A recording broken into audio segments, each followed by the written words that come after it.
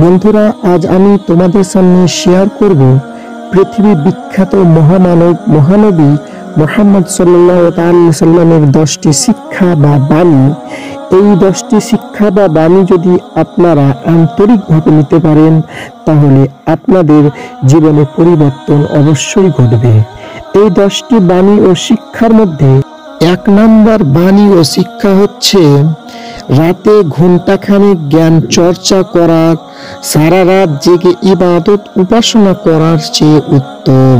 Number হচ্ছে সে ব্যক্তি মুমিন নয় যে নিজে পেট পুড়ে খায় অথচ তার পাশের প্রতিবেশী না খেয়ে থাকে। 3 নম্বর, প্রতিটি শোনা কথা যাচাই না করে বলে বেরানোই মিথ্যাবাদী হওয়ার জন্য যথেষ্ট। 4 নম্বর, কোনো গীবতকারী নিন্দুক জান্নাতে প্রবেশ করবে না। 5 নম্বর, তোমার মধ্যে সে ব্যক্তি সবচেয়ে উত্তম যে তার স্ত্রীর কাছে উত্তম।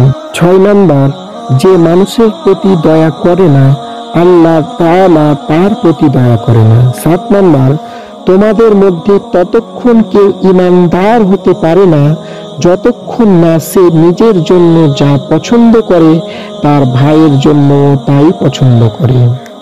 8 নম্বর, সে ব্যক্তি শক্তিশালী নয় যে কুস্তিতে শত্রুকে পরাজিত করে, বরং সে বেশি শক্তিশালী যে নিজের রাগ নিয়ন্ত্রণ করতে পারে। 9 নম্বর, যার অন্তরে সরিষার পরিমাণ অহংকার রয়েছে সে জান্নাতে প্রবেশ করতে পারে না।